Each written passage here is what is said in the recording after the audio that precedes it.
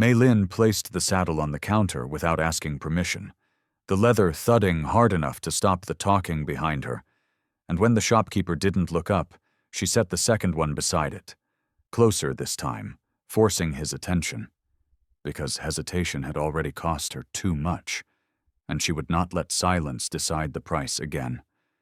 So she kept her hands on the worn pommel.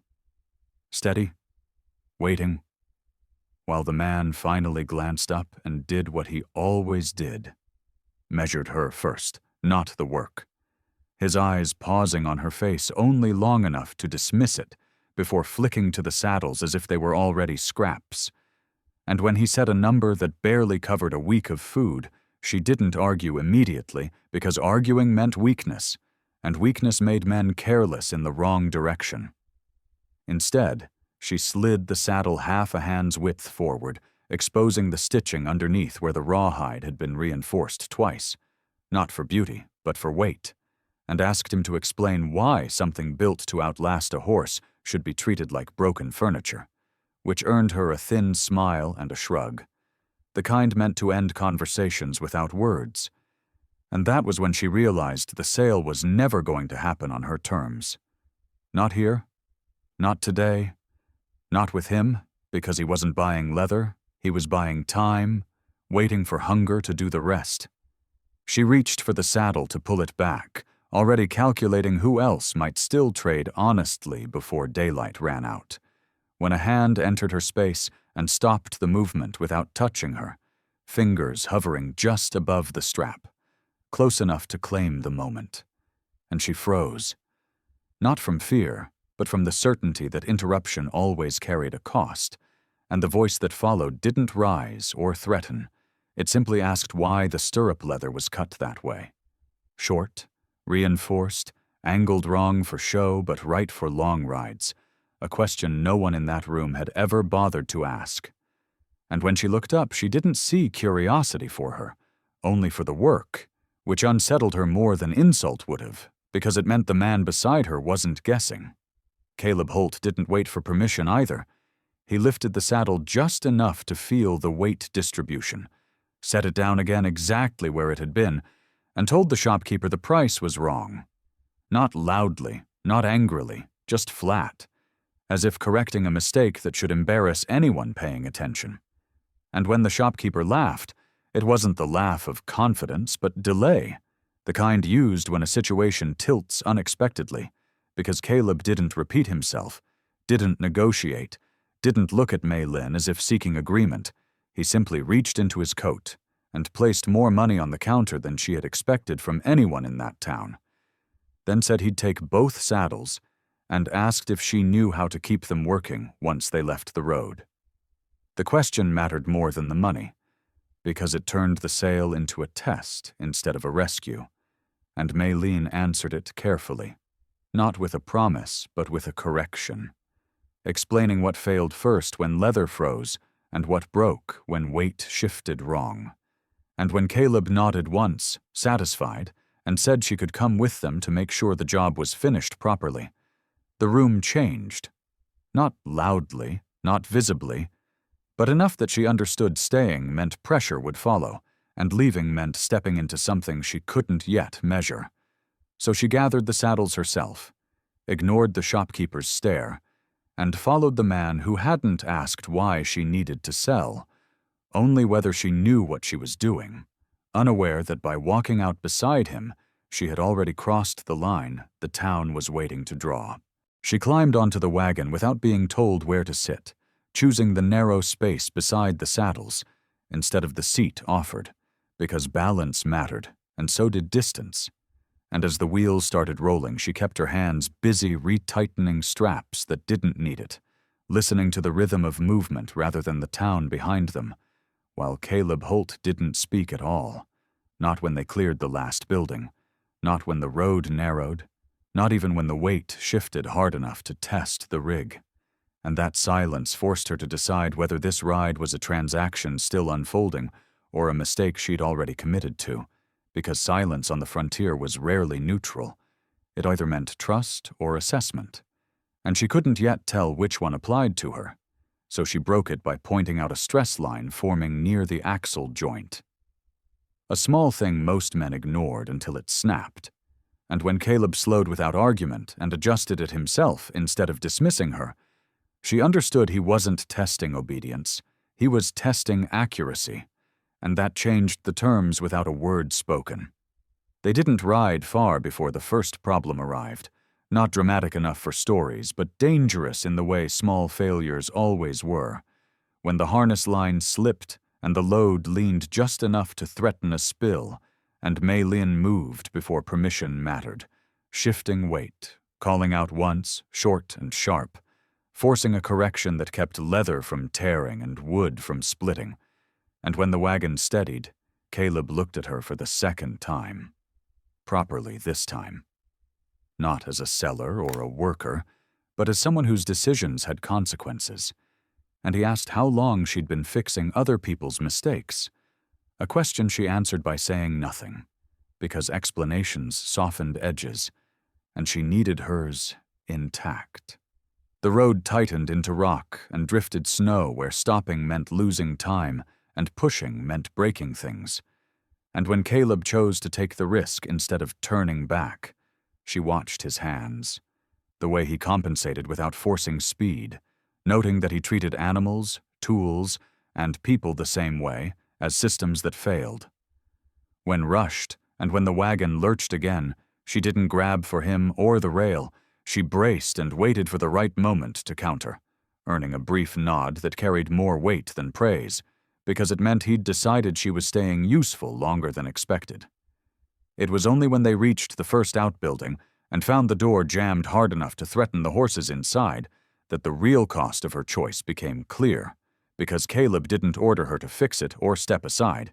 He simply said the wind had already taken one animal that week and wouldn't get another, then waited. And in that pause, she understood this wasn't about saddles anymore. It was about whether she could act when the price of failure wasn't money, but loss. And as she set her tools down in the snow, ignoring the cold biting into her hands, she realized the town had undervalued more than her work. It had underestimated how quickly she could become necessary. And once that happened, leaving would cost more than staying.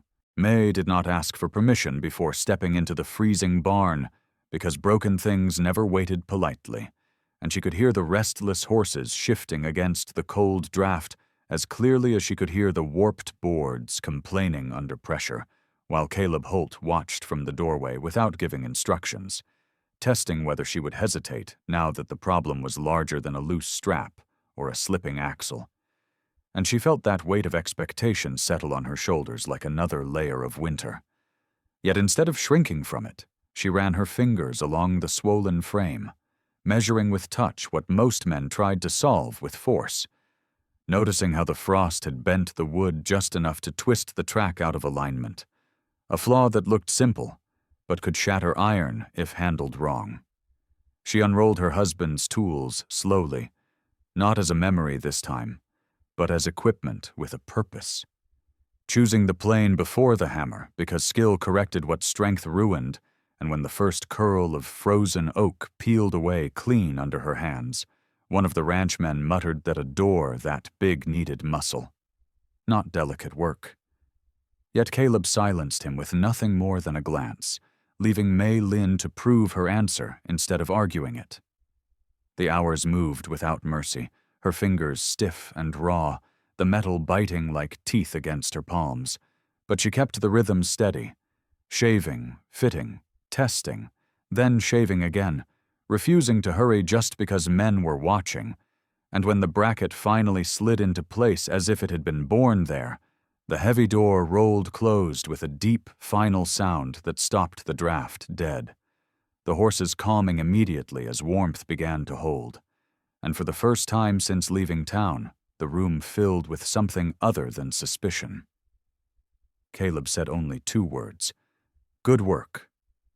But the foreman looked at her differently, not like a curiosity anymore. And Mei Lin understood then that survival on this ranch would not come from being quiet or grateful. It would come from being competent. And competence had just bought her more than a night's shelter. It had bought her a reason to remain, even if she wasn't sure yet whether that reason was safety or another kind of risk entirely.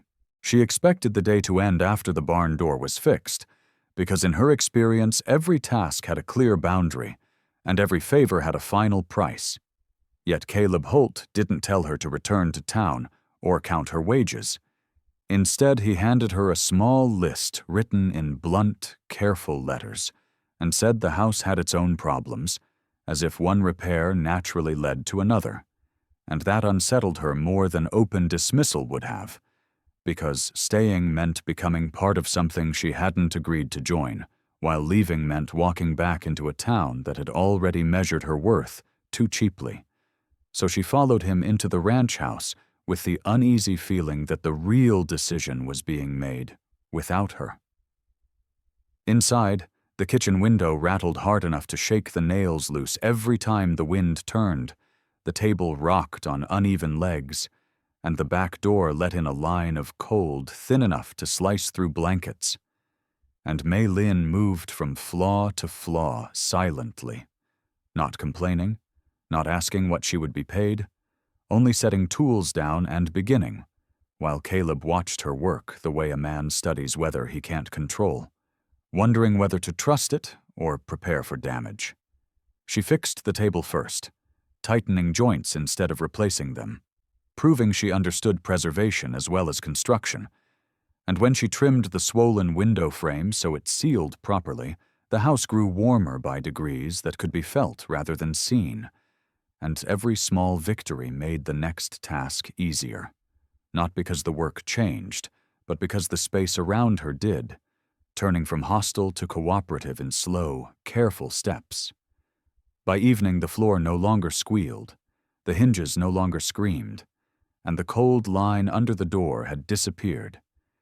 Yet when she finally set her plane down, exhausted and certain the arrangement was finished, Caleb did something that unsettled her more than any storm. He placed food on the table for two instead of one, not as payment, but as expectation, and told her she had earned more than a ride back. She had earned a place to sleep where the wind could not reach. She almost refused out of habit, because accepting meant admitting need. But the smell of warm bread and the steady heat of the repaired stove argued louder than pride. And when she sat across from him in the quiet, ordinary light of a working home, Mei Lin realized the day had changed her position in ways no coin could measure, turning her from a widow selling saddles into someone whose hands were now tied to the life of this ranch, whether she was ready for that or not. Mei believed the quiet on the ranch meant safety, because for several days nothing threatened her except routine, and routine was a language she understood. Yet safety in the frontier was never permanent, only borrowed, and she learned that truth on a hard, cold evening when a rider appeared at the gate after dark, his horse blowing steam into the air like a warning, and Caleb Holt stiffened the moment he saw the man's face, which told her this visitor did not belong to ordinary business. The stranger introduced himself as Warren Pike, a cattle buyer from the eastern counties, but his eyes stayed too long on Mei Lin and too briefly on the herd, and when he asked about the Chinese woman staying on the property, Caleb answered, in a voice so calm it sounded dangerous. Pike claimed he had heard she carried valuable handcrafted goods and said he was willing to buy anything she owned for a fair price, especially the saddles she had once tried to sell in town. And Mei Lin understood immediately that someone had spoken about her, someone who believed she was still desperate. Caleb refused the offer before she could respond, telling Pike the ranch was not a marketplace for rumors, and that whatever belonged to Mei Lin was not for sale. But Pike smiled in a way that suggested he was not accustomed to being told no. The tension in the room grew sharp enough to cut, and Mei Lin felt again the same cold humiliation she had felt at Abernathy's counter. Only this time she was not alone, because Caleb stood between her and the insult like a solid wall. And when Pike finally left, promising to return with better terms, The quiet he left behind felt heavier than his presence. Caleb locked the door after him and said nothing for a long moment, but she could see the anger moving beneath his calm, and she realized the danger had not been the offer of money. It had been the reminder that the world outside still believed she was something to be purchased. That night the wind rose hard against the walls, rattling the newly repaired windows she had fixed herself, and Mei Lin lay awake on the narrow bed, listening to the ranch breathe around her, understanding that the past she wanted to leave behind had followed her here in the shape of a man with greedy eyes. She wondered if Caleb would regret taking her in now that trouble had ridden straight to his door, and the thought frightened her more than Pike ever could, because for the first time since Chin had died, she cared what another person thought of her future. When morning finally came, Caleb was already outside repairing a section of fence that did not need repair, working off anger the only way he knew how, and Mei Lin understood without words that the true test of her place on the ranch was only beginning. And whatever came next would not be as simple as fixing wood and iron. She thought the visit from Warren Pike was only a passing storm until 3 days later when a wagon arrived unannounced, carrying 2 men she had never seen before, men who claimed they were looking for saddles to purchase for a mining camp, and she recognized immediately the same greedy interest she had seen in Pike's eyes, which meant he had not accepted Caleb Holt's refusal at all, but had chosen another path. Caleb was away, checking the northern pasture, leaving her alone on the ranch for the first time since winter, and when the men stepped down from their wagon without waiting for permission, she felt the old fear rise sharp and sudden in her chest. They spoke politely at first, asking to see the saddles she had once made, saying they had good money to spend. But when she told them nothing on the ranch was for sale, their smiles thinned and their voices grew heavier, and she understood that they had not come to trade, but to take advantage of a woman they believed had no protection. One of them tried to push past her into the barn, as if he already owned the place, and Mei Lin, remembering every lesson Chin had ever taught her about standing her ground, lifted the hammer she had been using and told them clearly to leave the property at once. The men laughed at that, a cruel, careless sound, and she realized how small she looked to them, and how large the empty distance around the ranch suddenly felt. Yet she did not lower the hammer, because fear was not the same as surrender. When their horses shifted nervously at the hitching rail, she saw her chance and struck the metal bucket beside her with the hammer as hard as she could, sending a sharp ringing sound echoing across the yard like a warning bell, hoping Caleb might be close enough to hear. The men cursed, realizing she was not as helpless as they expected, and one grabbed her arm to pull her aside, but before he could drag her out of the doorway, a rifle shot cracked through the air and buried itself in the post beside his head. Caleb Holt rode into the yard at a hard gallop, rifle in hand, and anger on his face colder than any winter she had ever known, and the 2 strangers understood at once that they had made a terrible mistake. He did not shout or threaten. He simply told them to get off his land and never return, and the calm in his voice frightened them more than any yelling could have done. As their wagon disappeared down the trail in a cloud of dust, Mei Lin's legs finally began to tremble, and Caleb reached her side just in time to keep her from falling, asking only one question in a low, urgent tone, whether they had hurt her. She shook her head, unable to speak, and he nodded once, his jaw tight, telling her that from now on she would never again be left alone when trouble was already knocking at the door. In that moment, she understood that the danger had risen far beyond unwanted offers and rude words, and that the price of staying on this ranch might soon be higher than either of them had imagined. Mei Lin hoped the strangers would never return, yet trouble rarely disappeared simply because someone wished for it, and 2 evenings later Caleb Holt came back from town with a look on his face she had never seen before, a look that carried more danger than the rifle he set carefully beside the door. He told her quietly that Warren Pike had been asking questions again, spreading the story that valuable handcrafted saddles were hidden on the ranch, and that the woman living there was unwilling to sell them, and in a frontier town rumors were often more dangerous than bullets. Caleb explained that Pike had already tried to convince a few men to help him negotiate, which was only another way of saying they planned to return in numbers, and Mei Lin felt the room grow smaller around her, as she understood she was no longer just a widow trying to survive, but the center of a problem that threatened the man who had given her shelter. She asked Caleb if he regretted taking her in, because the question had lived in her mind for days, but he answered so quickly that she knew he had already decided, telling her that protecting what was right mattered more than avoiding what was easy. That night they checked every door and window together, not out of fear, but out of preparation, and Caleb began teaching her how to load the spare rifle he kept above the mantel, saying in a calm, firm voice that she had the right to defend herself and her home. The idea of calling this place her home filled Mei Lin with a fragile kind of strength, yet she could not ignore the growing sense that something worse was coming, because men like Pike did not accept defeat without revenge. The following morning, Caleb gathered the ranch hands and explained what was happening, not hiding the truth from them, and to her surprise, none of them complained about the trouble she had brought. Instead, they agreed to stand watch and keep strangers away from the property. For the first time since Chin had died, Mei Lin felt she belonged to something larger than her own survival, but belonging also meant responsibility, and she feared the cost of it. Late that afternoon, a note was delivered by a boy from town, folded carelessly and addressed only to the ranch woman, demanding that she meet Pike at the old freight shed to discuss a final offer.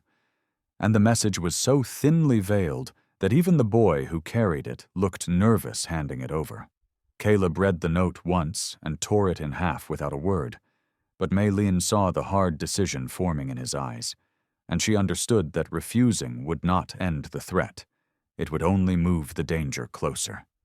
As darkness settled over the valley, the ranch that had once felt safe and steady now felt like a place waiting for a storm. And Mei Lin realized that the next choice she made might decide far more than the fate of a few saddles. It might decide whether the life she had begun to rebuild would survive at all. She believed the torn note was the end of the matter until the next afternoon, when a second message arrived, this time delivered by the town sheriff himself, saying Warren Pike had filed a formal complaint, claiming he had paid in advance for goods that were never delivered, and the lie was so bold that it almost sounded believable. Caleb Holt read the message slowly, his face tightening with controlled anger, because he knew exactly what Pike was trying to do, using the law as a weapon to force a meeting Mei Lin never agreed to. The sheriff insisted the issue had to be discussed in person to avoid unnecessary trouble, and though Caleb wanted to refuse, he understood that ignoring an official summons would only make matters worse. Mei Lin insisted she would go with him, even though every instinct warned her it was dangerous, because she refused to let another man speak for her fate the way Abernathy once had. They rode into town together just before sunset, and the streets that had once felt merely unfriendly now seemed filled with watching eyes and quiet judgment. The meeting was arranged at the freight shed on the edge of town, a lonely wooden building where Pike waited with two men she recognized from the earlier visit, and the moment she stepped inside, Mei Lin realized the sheriff was not there at all.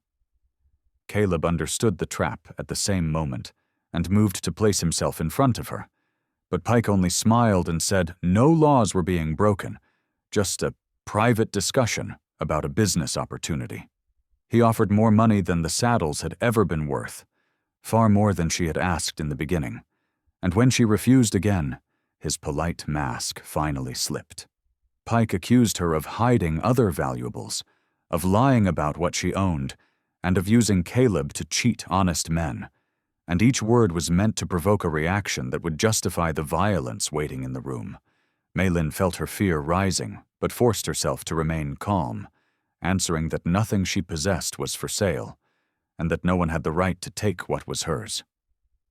The two hired men shifted closer, clearly prepared to intimidate her into surrender, and Caleb's hand rested near his belt in silent warning.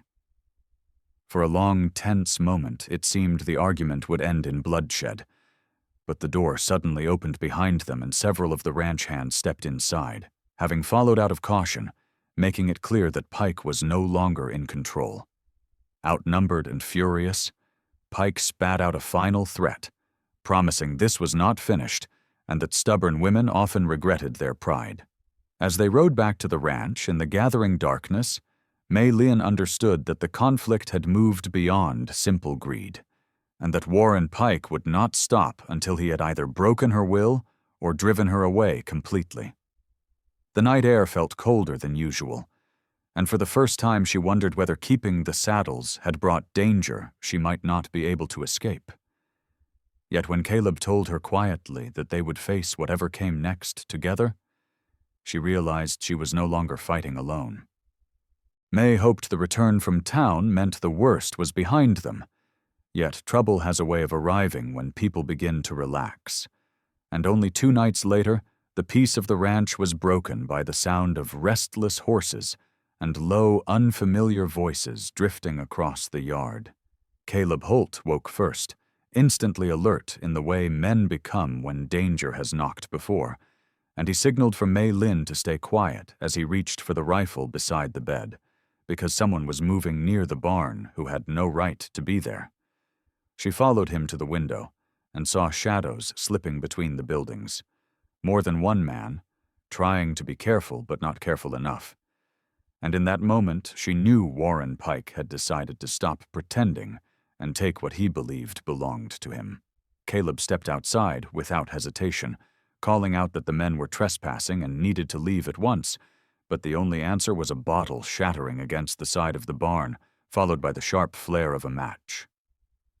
The dry winter boards caught quickly, flames crawling up the wall like a living thing, and Mei Lin realized with cold clarity that this was not about saddles anymore. It was about forcing her out by destroying the place that had given her refuge. She did not freeze in fear, as the old version of herself might have done. Instead, she grabbed the bucket line they had prepared weeks earlier and began hauling water with the ranch hands who were already rushing from their quarters. Caleb fired a warning shot into the air, scattering the intruders into the darkness, and together they fought the spreading fire with desperate speed, beating back sparks and soaking the timbers before the blaze could reach the main structure. Smoke burned Mei Lin's eyes and stole her breath, but she worked beside Caleb without stopping, refusing to let the only home she had left be turned to ashes by a man's greed. When the last of the flames were finally drowned and the yard fell silent again, the barn stood scarred and blackened but still standing, and the attackers were gone like cowards who feared being seen in daylight. As the first pale light of morning crept over the valley, Mei Lin sat on the steps with soot on her face and exhaustion in her bones, understanding that Pike had crossed a line that could never be uncrossed. Caleb told her the sheriff would hear about this, whether he wished to or not, because burning a man's property was no longer a business dispute, but a crime, and she felt a fierce gratitude for the steady determination in his voice. In that gray dawn, she realized something important, that the saddles she had tried to sell in desperation had led her to this moment, not to destroy her life, but to prove how far she was willing to fight for it. The danger was not over, and she knew one final confrontation was still waiting ahead. But for the first time, Mei Lin believed that whatever came next, she would not face it as a frightened widow, but as a woman who had found her place and learned how to defend it. Mei Lin expected the final confrontation to arrive with shouting and gunfire, yet in the end it came quietly, on an ordinary afternoon, when the sheriff rode up to the ranch with 2 deputies and asked Caleb Holt and her to accompany him back to town. Word of the attempted burning had spread faster than Pike imagined, and several witnesses had come forward, men who were tired of being pushed around by a buyer who believed money made him untouchable. Inside the courthouse, Pike tried one last time to twist the story, claiming he had only sent men to collect property that was rightfully his, But when Mei Lin spoke for herself in a clear, steady voice, describing exactly what had happened and showing the singed sleeve of her coat as proof, the room grew so silent that even Pike understood he had already lost. The sheriff ruled that no payment had ever been made, no contract had ever existed, and that Pike would be held responsible for the damages to the ranch. And for the first time since Chin had died, Mei Lin felt the weight of the past lift from her shoulders. Outside on the courthouse steps, Pike glared at her with open hatred and warned she would regret humiliating him. But Caleb stepped between them and told him calmly that some men created their own downfall. And then the matter was finished. They returned to the ranch as the sun was lowering over the hills, and the place that had nearly burned now looked peaceful again, the barn already being repaired by hands that respected her as one of their own. That evening, Mei Lin brought out the last of the saddles and placed them on the table, not to sell them but to clean and preserve them, because she finally understood they were not a burden to escape, but a part of her story she was allowed to keep. Caleb watched her work and asked gently what she planned to do next, and she answered without hesitation that she intended to stay where she was, if he would have her, because this land had become more than shelter. It had become her chosen home. He told her in the simplest words he knew that he had taken her in during winter, but she had saved him in return, and that whatever future waited ahead, he wanted to face it with her beside him. Mei Lin realized then that the widow who had once stood hungry and frightened in a cold general store no longer existed, because she had been replaced by a woman who had fought for her worth and found people willing to fight with her. As night settled over the ranch, she understood that her life would never again be measured by what she had lost, but by what she had built with her own hands, and the saddles she once tried to sell now rested safely on the wall, not as symbols of desperation, but as proof that even in the hardest seasons a person could still choose a new beginning. Hard times reveal true hearts. Mei Lin thought she had lost everything, until one man chose to see her worth instead of her struggle. If this story touched you, leave a comment and tell us, what would you have done in her place? Don't forget to like and subscribe for more powerful frontier tales.